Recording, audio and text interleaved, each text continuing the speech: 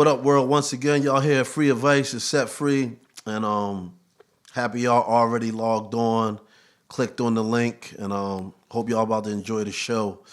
I'm with somebody that I have a lot of respect for, and I see a lot of potential beyond the legendary things that he already has done. It's amazing the culture to me. You know, I think a lot of people, you know, if they're a professional in one thing, the world try to put them in a box and say they're only great at that one thing, and I don't look at things like that. So without further ado, welcome my man Smoke DZA to Free Advice. Really, my brother, man. Big bro, thanks for having me here, man. You know, it's gonna be like a regular phone conversation for us, but you know, for people to hear it actually it's pretty dope for them. But It's true. It's funny, know. man, because it's like I have a rotation of like people I call randomly in certain mornings, and I know you popped up on a couple of those calls, and it's real. I think I should just record my phone conversations and make them podcast yeah, them episodes. shits be the illest. But yeah, man, it's you know, it's new year, new start, man, and I was like, who? A lot of the people I'm going through it while even I'm starting my podcast, like I was saying in the intro, is that just because you're an MC, you know, I look at you inspire and touch a generations of people to be great in a couple things. Right. So, you know, Free Advice, the show is pretty much about your journey. People get to listen and take advice just from your story. And Right. also, I want to point out some key moments through your career that you took advice from people, and then also that you gave advice. Because a lot of people, we always see the end result. We don't. You might see the recording, you might see the booth or getting the tracks, but you don't. They might not know what you went through to get that beat. Absolutely. Clear that sample, or the advice like, yo, don't use that, they cost too much, or and Right. like, so I really want to be painting a picture of the journey. It's not about current events. It's it's more. The greatest thing in life is a story. Absolutely. And, Priceless. You know, a lot of people don't get to tell their stories in the truest form. So I want to kind of start from the beginning, man. You know, I think when Eddie Murphy and Arsenio Hall did Harlem Nights, they should have called you. You know, I have a couple people that, for my rap friends, I look at you, Jones, Cam, y'all the Harlem Nights to me. Right. You know? But how was it, man, like just growing up in Harlem as a like a little youngin'? I mean, growing up in Harlem for me was fun. It was I came up in the skate key era. So, you know, skate key when it was in the Bronx, like right there over the bridge, like 149th, I believe, like Grand Concourse, I want to say 138th, or I forget the street, but like the early essence of the skate key where, you know, Harlem and the Bronx had issues. So the niggas from Patterson would be chasing Harlem niggas across the bridge, vice versa. Like, that was probably the most aggressive type of shit growing up, just seeing outside of rap. Like, Okay. This is pre-battle era. This is before, you know, we figured out. Before hip hop was a global thing. But for me, I mean, it was Yeah. always a global thing. Because, I mean, you know, skate key, like, for us was fucking, I'm 35, so skate key for us was like 96, 97. Okay. You know what I mean? That's when it was lit for us, for my age group, for the DJ Web stars of the world and shit like that, like the Cool G giveaways and shit he used to do at the key and all that, and have it turned up. But you know, from there to just being on the battle rap scene before it got commercial, like before like the Smack DVDs and shit, like, you know, running around battling niggas like Verse, shout out to Verse, wherever he is in the world, and fucking Fred the Godson was out there around that time, like Shells, Wow. T-Rex, Yeah, like, you know, all of them. yeah, Immortal Technique, like me and Immortal Technique met from battling fucking damn near 20 years ago. Wow. You know what I mean? Like for a fucking two-way pager.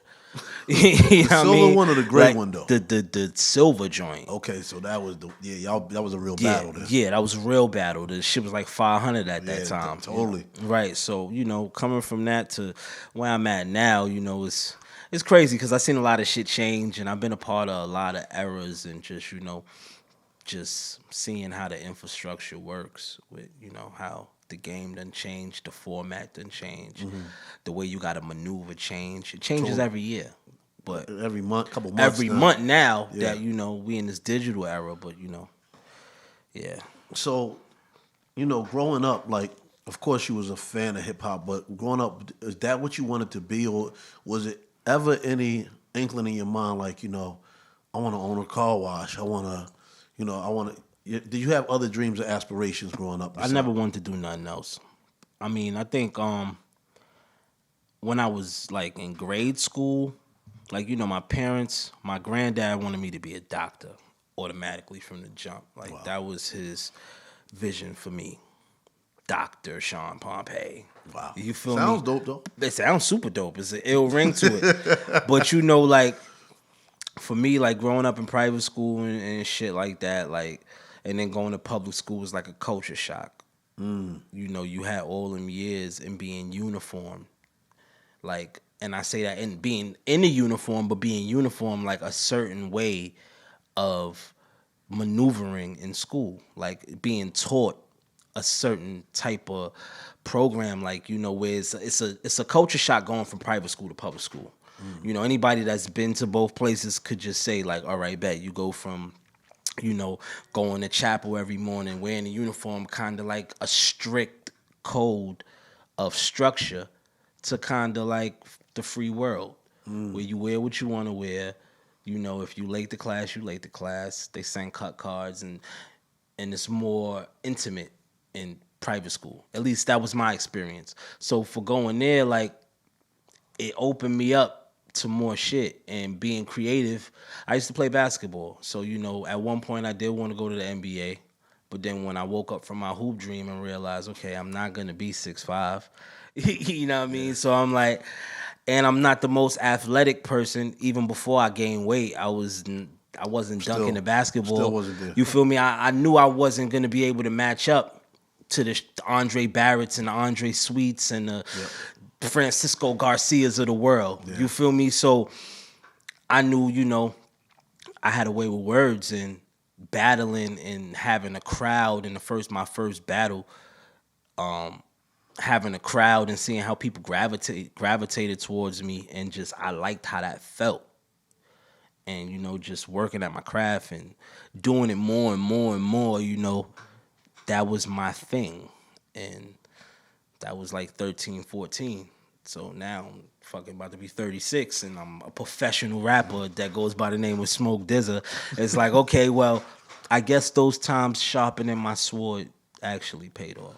So that actually takes us right into the next phase of, like, when to you, because it's a lot of ways that everybody's career changes to them. Sometimes you meet somebody, that could be a moment that be like, yo, I'm at a different level now. Mm-hmm. A compliment could take you at a different level. The money could be a different level. Right. But when did it click for you that you was like, yo, it's real, I'm a professional now? I think it clicked for me when I got my first check from Epic, from Sean Kingston, because I was a writer on the project, self-titled Sean Kingston, the same album that Beautiful Girls was on. Okay, well now, and looking at that, that was a different profession though, because that was a profession of, like, whoa, the craft. Like, my pen got me here. But the pen got you there before the artist, really. Before the artist, like, I wasn't even Smoke DZA, like somebody could recognize me as Smoke DZA. Wow. At that time, like, I was a part of a group, Smoking Numbers. Okay. And we did the mixtape shit, like the Big Mics and the K Slays and fucking Ron G. Like, Ron G used to come get me from high school and take me to the studio every Friday. Had the best blend tapes ever. You feel me? Like, shout out to Ron G. That's big bro. Like, I haven't seen him in fucking eons, but He's one of the cats that even fucking with him was like one of the times where it's like, oh shit, this could be real. Like behind the door is really like what they say it is. Like, oh shit. Like this is around the time when he did We Thuggin' for Fat Joe. Wow. Whatever year that was. So this is when I know the record. Ron G used to come get me from school and take me up to fucking Yonkers and record in his crib like a personal freestyle for whatever mixtape he had coming out. So you was at doing the that time. intros and everything. I was doing the intros and shit. I remember Ron and them having the ill intros. Word, and that then it was- go right into the blend. Right into the blend. That was the first DJ that ever fucked with me as far as put me on the tape. And then I ended up meeting Ferris Bueller after that, like a few years later, around the DJ Boom time. DJ Boom used to have these instrumentals. And Sycamore too. Shout out to Sycamore. Sycamore was a fucking DJ that used to put out instrumental tapes. That's where I feel like J Arms and those kind of cats got that format from. That came from DJ Boom and Sycamore. So I met DJ Boom downtown on 42nd Street battling Curtains. Shout out to Curtains. Shout out to Curtains. That's one of my fucking oldest friends. And we battled, and Ferris was there. And from there, Ferris introduced me to Johnny Shipes. When we did Slam from the Streets, that's where I battled Immortal Technique. So my origin comes from battle rap, you know what I mean? And, you know, growing up with fucking Mook and Rex and these guys, like, we really come Shout from out the to same... Mook, too. Yeah, shout out to Mook. We really come from the same neighborhood. A lot of people don't know that. Like, we actually, like, know each other for real. Like, Before the music. before the cameras was rolling. Wow. You know what I mean? So, yeah. So, going through your timeline, it seemed like you kind of made 3 transitions, you know, from hearing the story from, you know, a writer and then to a battle rapper. And Well, battle rapper came first. Writer came second. Okay, so battle rapper first, writing second. But the most interesting transition to me is songwriter artist. A lot of people can't get out of that lane of battle rap. And it's almost like typecast in the music industry. If you are looked at as a battle rap and you're good, They feel like you can't make songs. you can't make songs. Yeah. What how was that transition, or was that you already had the songwriting but people didn't know it though because you was such a battle rapper? I think that's what it was. I think people didn't know it, and I'm just such a nerd of rap that I used to study Biggie, rewrite Biggie's rhymes with my own rendition, and that's what taught me how to write bars, how to count bars. And actually, you know, I'm not even gonna take this credit away from this person. Rex was one of the first people that I known in my time that knew how to make songs, right? And my first studio session, like official studio session, was with Ron Browse.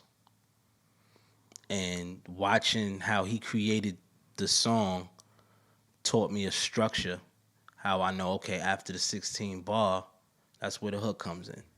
So I started studying the mechanics of how it should be done, as well as studying the greats too. Because, like I said, I'm a nerd and I love listening to Bad Boy and Rockefeller. I'm a Bad Boy Rockefeller baby, and that taught me structure as well. So I always had the itch to make real music. Not to say battle rap isn't real, because that's an art within itself. Especially now, it's at a whole nother level. But I always understood structure, and that's why I felt, you know, leaning towards writing for people wasn't far-fetched from what I do, because I study so much styles and so much music that I could tap in to anything. Like, I'm like a chameleon when it comes to things like that, even if it's not for me. Like, writing for Sean, I had to study Sean. So, you know, we had a lot of times where we would just have conversations about life, where it wasn't about music. Yeah, it was about aspirations and where he wanted to go, but it was more so about his upbringing. Like, you know, what do you like? Like, what do you do? Like, you know, what do you feel about this? Like, you know, how do you feel about how you grew up in Jamaica and your transition to being in America? Just life. And Just seemed just like it was life, just you know. general So life. you got to learn somebody in order to make music for them. Like, you know, like, yeah, they have templates where, you know, you can hear a song and they could insert this rapper here, rap this shit, and go ahead. But I feel like the best writers with musicians are the writers that actually understand the artist and know the artist like inside out. Kinda, it's like you have to kind of be that person to get the best results. And I feel like at the time, working with Sean, we got that out because the album went gold. No, I mean, That was my first gold plaque. I definitely can see that it's like you said, you morph into the whatever the scenario is that your pen have to go to. Mm-hmm. Like hearing your story, it's like your pen morphed into battle rap, and then it went into songwriting, and then it went into lyricism in the songwriting. It went a lot of different ways, and I think a lot of people master certain things, but they can't morph all the way across. Right. So which brings us to branding. The Smoke DZA brand it's a well respected brand. It's like American Gangster, like Coke. It's a good brand. And you seem to be very precise, and you have a precise vision for your brand. Do you look at every area of your brand just as important as your music? Absolutely, because the music is the vessel. Okay. But the brand is like, that's the Pepsi Cola. That's the New York Knicks.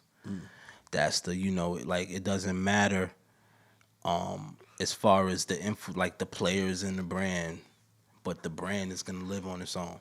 And the way I see it, because I look at the verticals of DZA, what's make up the brand, and it is the music. But then there's the fashion, Right. The fashion might be better than the bars to me.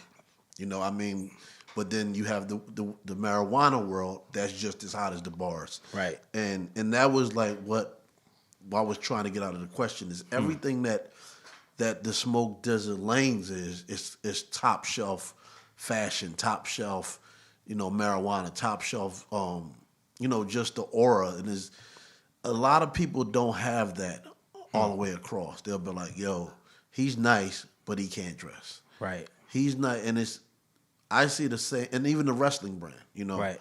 How do you balance that level of accuracy and high quality across all of those genres? That's crazy, because I think I don't even think you ever thought of it like I never thought of it like that. But to answer that question, I think it's because I dabbled in every one of those worlds in a high capacity, and I take pieces of that with me. Like, as for the weed, I got introduced to real weed by Shice Bubs from Purple City. That's like one of my mentors and one of my partners in the brand that we own with Johnny Shipe's Smokers Club. So from knowing what's what in marijuana with that, and going to the West Coast early before people was getting the packs back this way, and before people was married to married to bags. Like, as far as you come with a good bag with, let's use these guys like Runts. You have a Runts bag. That bag is worth more than the weed at this point. Yeah, like cookies, like the cookies tray. It's a brand. Yeah, it's a brand. Like, for me, I come from the Ziploc bags. I come from suppressed turkey bags. So, I could see past it, but I'm happy that it's that, because, now you can brand weed. Now weed, it might not even be what the bag says. And that's that it fucks the game up. Yeah. That aspect of the marketing part. The if you are a Smoke DZA or a Currency or Wiz Khalifa or, whoever has a brand that stands on its own, that's just a plus for it. That's like, the fucking, the toy comes in an additional item sold separately. That's the additional item that's sold separately. Gotcha. So on that aspect of it, the marijuana, that the wrestling part of it, I'm a super wrestling fanatic since I was a kid. This is not something that I just came up on or something that I fell off and got back on it. Like, I was doing it when it wasn't cool, when people was like borderline teasing me, subbing me. So I'm gonna tell you, I don't even mean to stop, because that's a part I don't even put out, but I go back in wrestling deep. I was a Road Warriors fan. With Paul Ellering, Road Warriors. Yeah, the original Road. The original Animal and Hawk with Paul Ellering. Exactly. When they was fighting Dusty Rhodes doing the belly to belly suplex, and I remember me and my brother. Magnum? Magnum T.I. Magnum T.I. That's when I was watching wrestling. That's back crazy. Then. That's NWA. We used to literally go to the store on Merrick Boulevard, right near J&S Pizza, get the cardboard boxes, walk back to 221st and 130th. Make the belt. Make the ring first. We made the ring. We was going to make the ring because we didn't want to wrestle in the street. It was like, look, you gonna run all behind the car and like, nah, we need a like an area that you gotta stay in. Then we went back and made the belts. We used to take the Reynolds wrap, put it over the belt. We did all of that shit too. That's the funniest part. That's why I was saying cheesy. And then take the rubber bands and tie them around the back so you could put the belt on. Could strap the belt on. Because we was like, yo, nah, we gotta wear the belt. Like, we really want to. See, we wasn't even thinking that far. Yeah, I was. We just wanted to throw the belt over the shoulder and just walk just come in. down the aisle. We wanted to wear the belts in it. But yeah, that's how far like we was. That's crazy. And the cars was the top rope, like the bumper. Bumper. Yeah, we used to get on the car and then jump off the bumper, and that was the ropes. Like we used to always make sure that the cardboard was near the car, so then you could throw them off. So you could throw a nigga off the car. That's a good jump one. off the bumper. But that's a good one. Yeah, it's funny to see, like, and like that's how I look at a lot of people and what they do. It's like, wow, the wrestling thing that's connected to DZA is a brand, is a part of his brand. Right. And also the crew of people in hip hop that you run with. Right. Is from Wale. I know even Fab and his son be in a lot of wrestling matches. Of course, the Griselda family. Like, how did that happen? How did that camaraderie come together with the wrestling through hip hop? And not currently, because I think we see the Griselda and the Wale in the current day, but for you getting in hip hop at an early age, was it artists back then? Yeah, I remember. I remember WCW did this wrestling and rap fusion at one point, and the Locks did something for them. Wow. And then I remember WWE had this tape that they did their own rendition. I think the name of it was Aggression.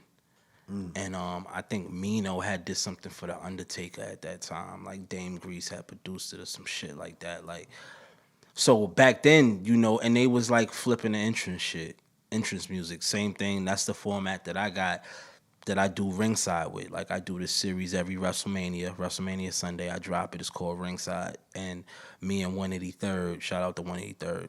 He's a producer from the Bronx. For anyone that doesn't know, he redo the entrance music and flip it, throw drums on it, make it hip hoppy, and I do my Smoke DZA thing on it. And we at the 8th installment of it right now, but it's really popular, and it turned into something that people look forward to annually as WrestleMania tradition. So we made ourselves a part of WrestleMania as far as doing that. So being cool and like tying it in my brand is just like, it's kind of second nature. Second nature. It's like rap is like wrestling, even with the whole Kush God shit. That's like The Rock. Like I speak of myself in third person. At my shows, I come out with belts. I have fucking the Winged Eagle Hulk Hogan belt. And then I have the WCW Hulk Hogan belt that has RFC spray painted on it. That's my brand, and Hulk Hogan actually autographed the belt for me. Wow. So, that's one of my show props. So, I take my spiel and my knowledge of wrestling and my favorite wrestlers like the Rocks and the Chris Jerichos, the guys that knew how to reinvent themselves and make it brand new all the time, but still be themselves. So basically, you looked at the wrestling game and said, I'm taking pages out of that and connected beyond the just throwing the names and the rhymes, but just the reinventing of characters, showmanship, fashion, and I never heard that. That's that's an original take on it. Yeah, that's my analogy for it, you know. And I have love for the sport as for the art. Like, you know, it's scripted as far as, you know, what we see on television, but you have to be a real athlete and really have some type of knowledge and structure as far as, you know, telling that story wrestling to have an audience and somebody like me engaged. So, you know, I'm a fan of that too, because that's the technicality of it is something that an ordinary person Yeah, couldn't ordinary do. person can't do those moves. I mean, like I remember it was moves. Just us as kids, a finger foreleg like could hurt you. It could hurt you. A sleeper hold can kill you. A DDT A DDT can can kill really you. kill you, You so- feel me? Like, but you have to really know how to. You know, they protect each other. Yeah, so when they won't. So they Won't won't. hurt But you. you know, it's been times where that protection wasn't there. Yeah, And totally. All right, so now, if it was a wrestling name, if Smoke DZA was a wrestler, I'm not taking the answer of Smoke DZA. Nah. But what would the wrestler name be?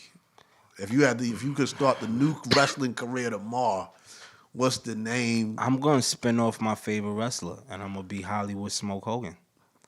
Wow, Hollywood Smoke Hogan. Yeah, that's one of my aliases. That sounds like right the there. Strand. Yeah, the Hollywood Smoke Hogan. So cool. So now to keep it on the brands, because like I said, there's a lot of jewels coming out, and like I explained before, I feel it's a combination of cultures that make up your brand. And so to me, y'all had the Woodstock of the weed concerts. You know, I think that's where I first didn't meet you, but I got introduced to a lot of your stuff. The Smokers Club I seen it. It's coming back. You know, y'all did something around the holidays. Yeah. With Yeah. Benny. Yeah. But what was that like? How did that come together? And like you said, it was you, Shice, and Johnny was like those three strong pillars, the Trinity. Right. Of that type of show, and it reminded me of like all those, like it's kind of before its time actually. You know, I think y'all might have been 7 years too early. 10 years too early. Yeah. So how did that come about? Like, what made y'all be like, you know what, it's time? Well, I think you know, with all of us having our own individual influence in the culture, and you know, all being family and doing business for years, and the weed being the engine of it, it just makes sense. You know, for when we started it, it started as an idea on Johnny Shipe's rooftop, because we smoking weed, summertime, talking shit, and it spun into a South by Southwest show where we had me, Currency, Crit, Wiz Khalifa, Kendrick Lamar, J Rock, Devin the Dude. The show was breaking artists. Like it was literally breaking people. Yeah, and this is the end of 2009, early 2010, I want to say, where, you know, we all started to emerge with, I don't even want to call it weed rap, but with the lifestyle rap, because I feel like all my guys, like the Wizzes, Currencies, Crits, like we all are who we are. Like it's not like a facade. It's not an act. It's not an act. Yeah. It's like, you know, and we got famous and made money off being who we are and just highlighting that to the 100th power. And I can speak for myself. I probably didn't do it to the max yet, for whatever reason. But you know, my brothers are already home. As far as, you know, they made they fucking stamp and still making their stamp right now. Yep. But you know, and I'm approaching that mark to arriving. But you know, we got hot off being us.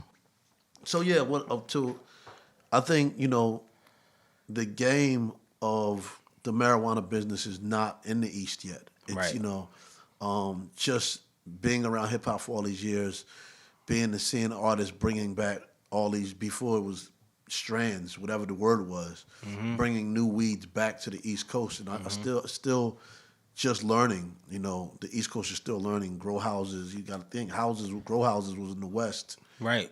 forever. you know. East Coast cat didn't even know where the grow house was. But think about it, how it's connected. How you gonna have a grow house in a 300 square foot apartment? It's impossible. Yeah, like, you know. And then if you're not plugged in, you'll probably never see that in life unless you buy High Times magazines, or when you at the newsstand taking a train, you like, yo, let me see that magazine, and you skimming through it. But that's, it's not the real experience. Totally. I think the Smokers Club taught a lot of people about weed. From a different experience. I remember coming to the show. It was like kind of one of the first shows I went to that was branded, that had the smell in the air like that. I was like, yo, no, this is. I used to go near the stage or backstage. Right. Smokers Club, people was really not. They like, yo, I'm not gonna go to a show called this and not and smoke smoke. weed. Yeah, that's like an oxymoron. Like, even sometimes, some venues, I don't know if they thought that was just the name, but they would be like, you can't smoke in here, and we'll be like, all right, let's see how that works. And then it sucks, because for us, we're gonna break the rules. Obviously, me, I'm not gonna go as far as to break the rules to fuck my bag up. Mm-hmm. Like, if they like, yo, smoke, if you light up a blunt, we cutting this shit off. You're not getting your back in. Yeah, I might not smoke. No, totally. And but I'm still gonna give you that experience, like we doing that, and I'm still gonna give you my whole smoke DZA routine, and then I'll be like, at the end of the show, yeah, meet me outside, man. We can burn as much as you want, whatever.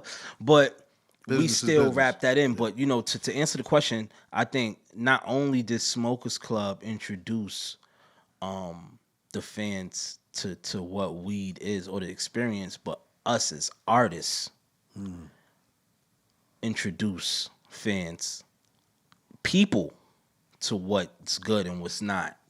Like, I feel like that's what people look to me, Spitter and Wiz, for, as to what's good and what's not with marijuana.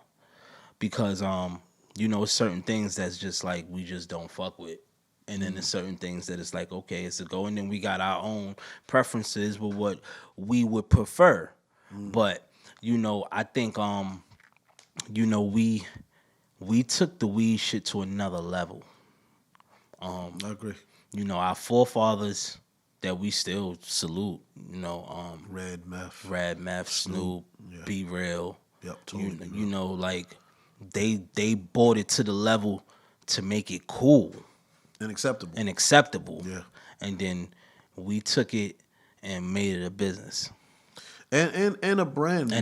Because I think for the OGs, they it was always solo entities and solo brands. You looked at Snoop by himself, and I think that might have started from Bob Marley. It was a fact. It was a solo entity type thing, and then y'all packaged it, together. And for me personally, I always looked at you as, Bob is great, Snoop is great, even Wiz is great, and Spit is great, but it's the realm of New York that brings something different. Like that, like I said, I don't think that you have even came to that level yet. It's like, of really taking weed in New York City, because weed in New York City is always just people smoke, but you're the first person that said, nah, this is Smoke DZA, and he's from New York. So it's a great trajectory, I think, for your future.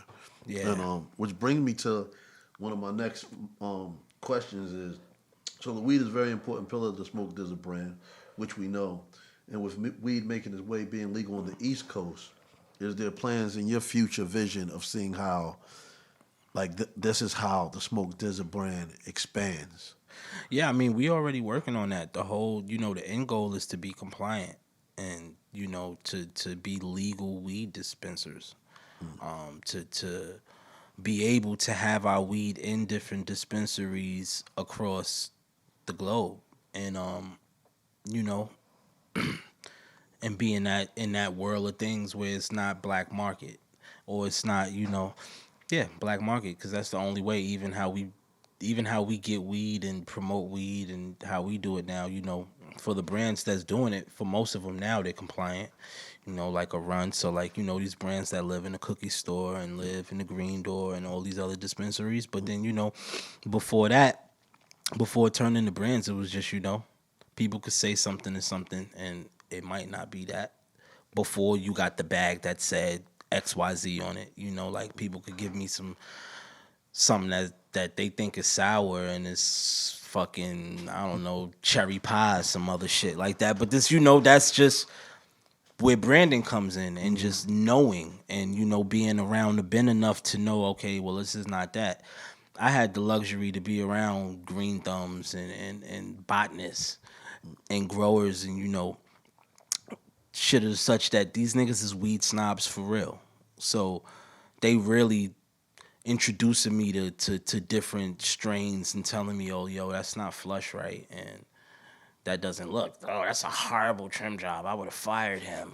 Like, like shit like those is the conversations I'm in, not like, what's that or what's that. Just, being schooled about what this shit really is and how much THC is in it. And it's like, same way how I study rap, I study weed. So It's funny that you say that. I think you always like throw me the alley up to go into the next mode of the conversation. And from talking about your wrestling from the music to the wrestling and to the weed world, it's the comparison to me is the same way you put together a body of work. Like, you're one of the most skillful pens that I've ever heard of, and like as an MC for myself. Thank you. But it's a level where it goes from making songs, making music, writing bars, to putting a body of work together. Right. And for me, it's like the Don't Smoke Rock project.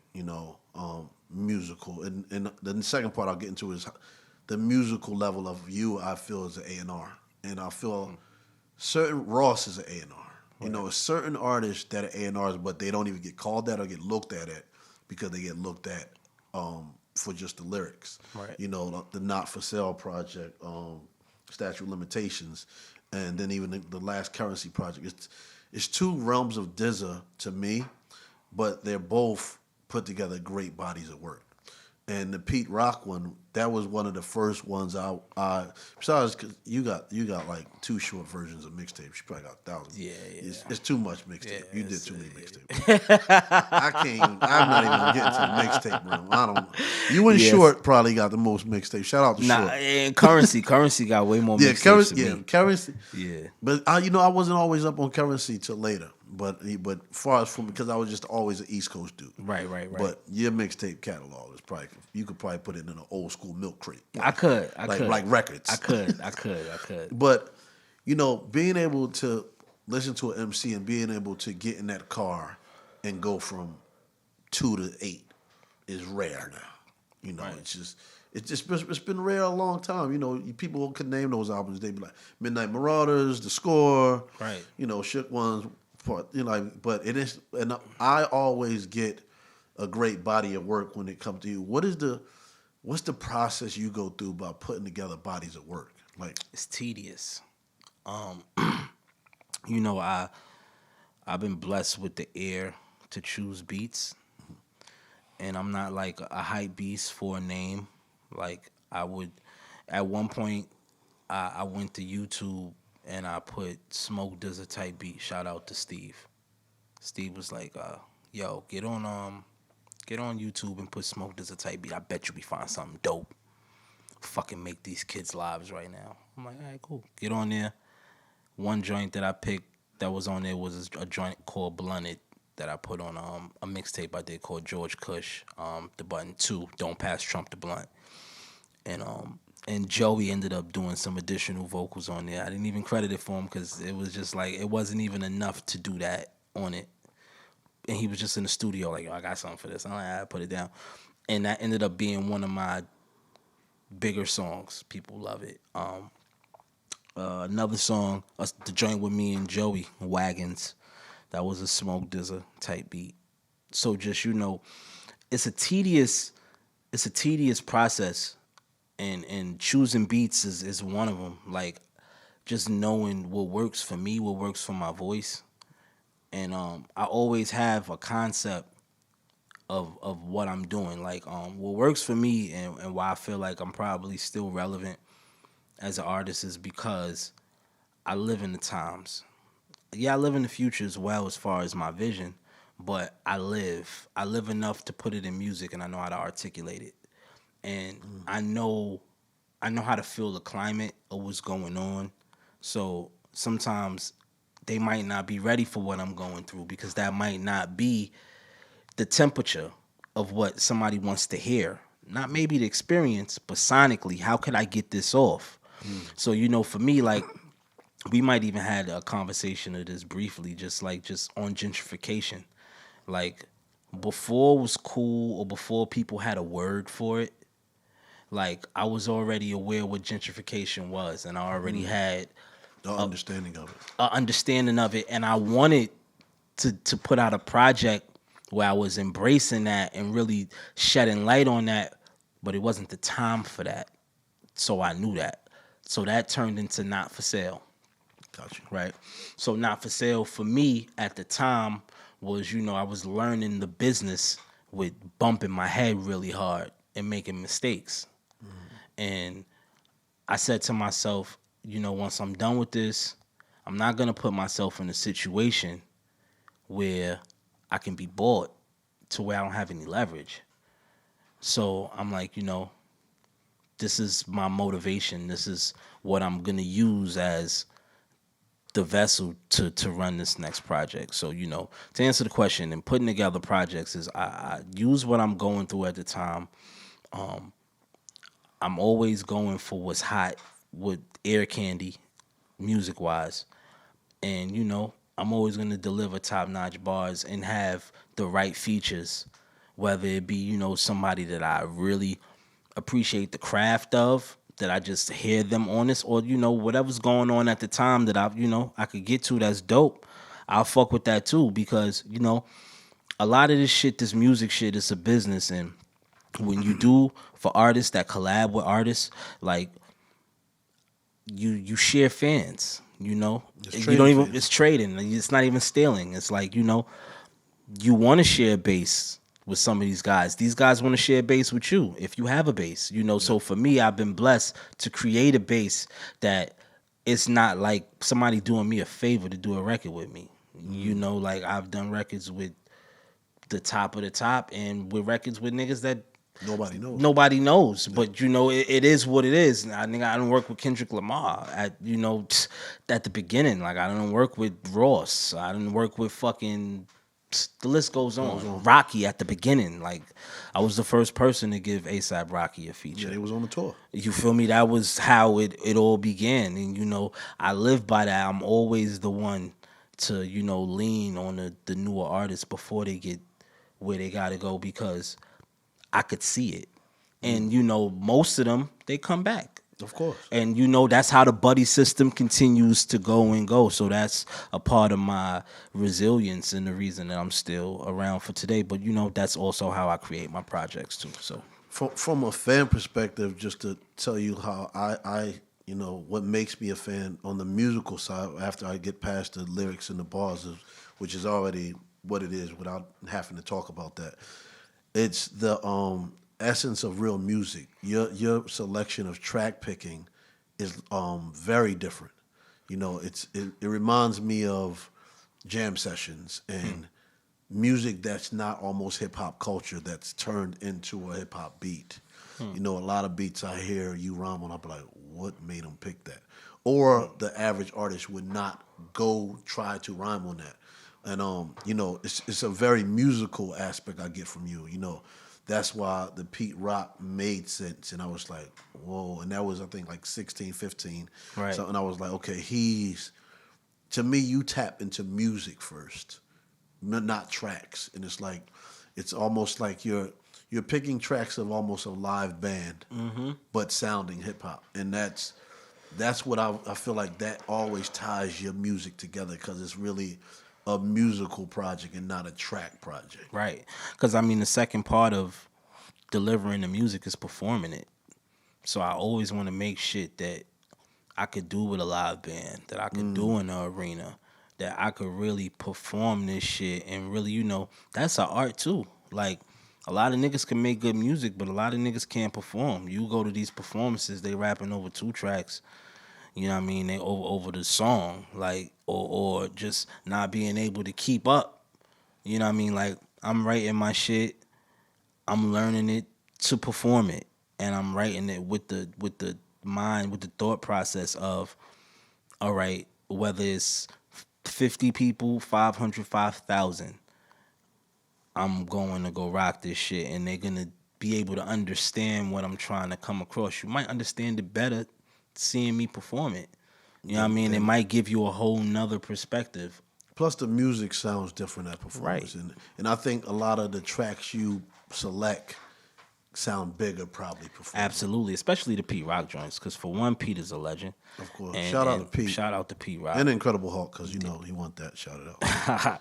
Yeah, Pete is a legend, and Pete knows what he wants his shit to sound like. Yeah, before the artists get on it. Before the even, you know, probably still mad at me, but I'm gonna tell this story because fuck it. Like, even to how a record is mixed, right? Like, Pete wants the shit to sound a certain way. It could sound good to me and you, right? And me and you might think it's perfect. But Pete is such a perfectionist that he will find the flaw In the record. in the record. He wants to find the flaw. He wants to find a flaw. You feel me? Because he's that great. Pete's a scientist. He's a scientist. He's that great. And you know, with me being an artist, and I know how I want my shit to sound, you know, even though this is motherfucking this is the Grand Wizard. It's like, nigga, no, but it sound good this way. I know what you want, but that's not what I want.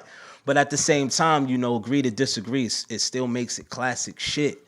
But When he get finished with it, you know, you're gonna get exactly what you looking for. Yo, I go Shout out back to with- Pete. I love you, nigga. Pete, I used to go back. I used to. Well, I don't even know if you know this. I used to make beats. Get the fuck out of here. Yeah, me and Pete used to have sessions at Green Street Studios. I actually produced I was producing for Last Emperor at the time. I did 2 tracks on his album, and Pete had the room next door. And I would come in there. We'll get our 4 to 6 hours because that's all Rawkus' budget was at that time. Mm-hmm. And Pete would be in there 12, 14 hours mixing, working on records. And we would leave and come back the next day sometimes. And Pete's still in there. But Pete, man. Pete is incredible. Yeah, man. bad man, man. So, with making that body of music, you work with a lot of people. It'd be a lot of the right features and good features, and a lot of everybody I talk to about Smoke DZA is like, you're like the president of the Good Dude Club. How do you keep up in this day and age? You know, and you got friends in a lot of different places and regions. How do you you know the relationships? That's what it's all about. Right. And I feel like I said, you have those different pillars under your brand of the wrestling squad. You got your weed squad. You got your fashion squad. Right. You got your rap squad. How do you balance it? And how do you keep that, because everybody who's on that Smoke DZA squad, and you in like 7 squad, you're like Wolverine. He's in the X-Men, and he was guest starred in the Avengers. Yeah. But and today, like, how do you balance all those relationships? That's a good question, man. I think because they all kind of tie into each other some kind of way. Like, I'm the bridge for sure, but you know, a lot of my rap friends want to be friends with a lot of my fucking wrestling friends, and some of my weed friends want to be friends with my wrestling friends. With my rap. Like, it's like, you know, and I'm like the bridge. Like, one day I could fucking be like, fucking, I don't even want to say, well, he ain't over there anyway, but Pete Davidson, that's the homie. Like, I'll be backstage with Pete Davidson rolling, fucking smoking weed while he's going over his jokes. And then I'm with fucking Westside in Buffalo eating at Leonardi's. So it's like, you know, I guess it's just the weed brings a lot of this shit together. I'm going to be honest, because the weed is like the common denominator in a lot of this shit. So, but to me, well, I'm looking at it, and that's great to know the weed is, but it's in today's world of non-communication almost. Oh, well, like, how do you, like, is like a lot of people text it, but it's you a personable person. People, I know from knowing you, people will like you around. Yeah. And to balance relationships is very very hard.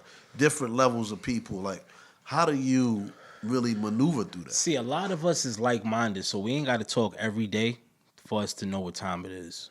You know, we don't never really lose track, and you know, sometimes I might even have the roadblock like, nah, I'm not gonna hit this nigga up. He too busy, or I know he busy. Niggas might not be doing shit. I just FaceTime Wiz and Wiz answer, and it's, yo, what's up, man? What the fuck you doing? I ain't doing shit, man. You know, and it's just like Right back regular to shit. normal. So you know, like it's a brotherhood at the end of the day. So you know, niggas live a real life, man, and we always check in with each other just to see what's going on. Even if I don't fucking be the one to reach out, a nigga reach out to me, and it's like, you know, how you doing? You feel me? Like, Yeah. what's up? I ain't seen you post on Instagram in a little while. You all right? Yeah. You know what I mean? So I think we keep up social media wise, because that's a way that you could talk to somebody without talking to them. Because if you really want to know what's going on with somebody, You can check the the social gram now. media really tell it. It tells it. It tells it all. So I mean, I don't know. I think I maintain them relationships by just, you know, reaching out every now and then randomly, like not wanting nothing. Like, I don't be reaching out when I want something. I just reach out just to shoot the shit. Or send a text, yo, my nigga, good energy to you. I hope everything good. I mean, like, whatever, like simple shit. And you know, I think people fuck with me because when they need me, I show up. Yeah. You know, Definitely. you need me, all right, cool. Like, you need me to do something, all right, cool. It's nothing to pass the plug for me. Like, I'm not a nigga that's holding on the plugs. I'm not a nigga that's like trying to block. I love connecting my brothers together. I love niggas getting money. You know what I mean? I'm not a hater. I'm not a jealous nigga. So niggas don't view me as a threat like that. So that's why niggas fuck with me, because I'm not coming with that malice. Niggas know I'm coming with all good energy. It's all love. So And hearing that, it's like, so it is. It's the opposite yin and yang to everything. And when life gets in your way of your music and your career, what is your strength to get back to yourself? Because to me, DZA is the guy that keeps a lot up. You know, I can sense that in the realm of music and life. But you know, what is that be like? Okay, I need to get my strength back. man, prayer, number one, and having therapy through people that I respect. Even you. Like, it's been times, like, it's no secret to a lot of people that know me. Like, the last 2 years been super hard for me. Like, I've been going through mad shit with my family. Like, as far as, you know, my parents being sick, like, you know, even, you know, the relationship in my household, like, everything's been topsy-turvy for me. And it's been hard to stay afloat and keep a straight face. And, you know, like you said, like, people look for me for the good energy. So, like, for me, when I'm battling with depression and anxiety and I'm like not ready to be outside, I just go into my own little corner, pray, talk to the people that walk me out of it subconsciously, that give me good energy through conversation and motivation. You know what I mean? That they might not know that they giving me at the time. And, you know, I'm thankful for that too. But I think, you know, that's what gives me the strength to, like, okay, I'm ready to go back outside. I'm ready to even be on Instagram, because when you on Instagram, I was saying this the other day, it's like an open for business sign. So as soon as you post, everybody will remember that, oh, okay, I can hit him and ask him what's going on. I can hit him and see what's up. I can hit him and tell him, yo, I need a verse, or yo, what's up with this, or yo, what's up with that, or yo, you know. And when I'm not on Instagram, my phone don't ring that much. And the selective times it does ring and it's special people, I hold that near to me, because we in an era that social media is life.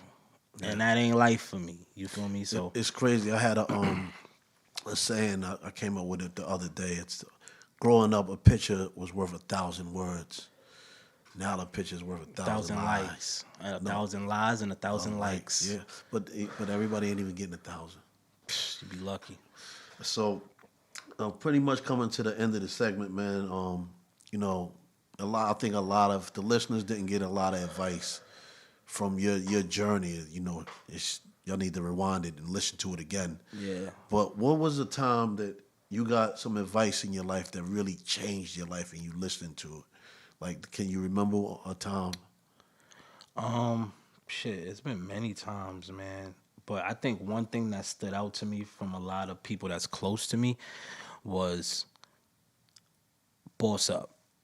And bossing up don't mean jewelry. Bossing up don't mean money.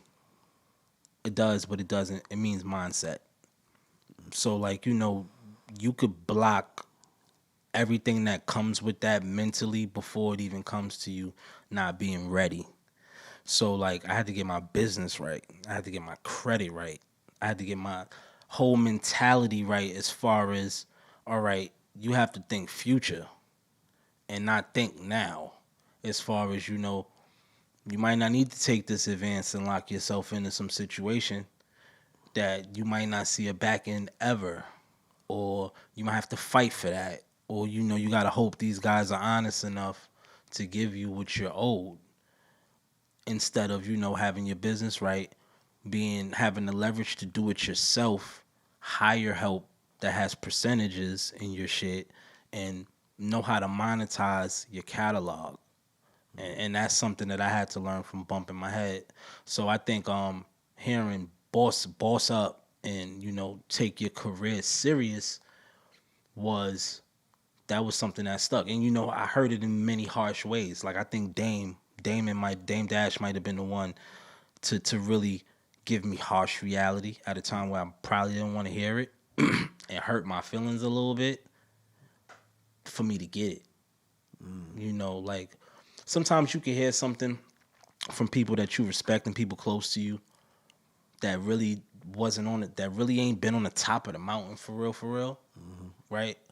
And then when you hear from somebody else that was on the top of the mountain, that's still on the top of the mountain in life, right? It sticks. Yeah. Because it's like, all right, cool. You ain't gonna listen to these niggas, but no matter what they say about this nigga, you seen this nigga on him. He knows what it takes to make it to the mountaintop. He knows what that is. So, you know, if you're not gonna take this advice, then you might as well just quit.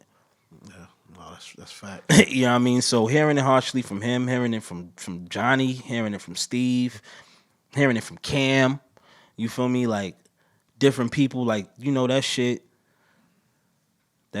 spark a fire in you. So, yeah. Nah, well, DZA, thank you, man, for the time. You know what I mean? The stories through the journey.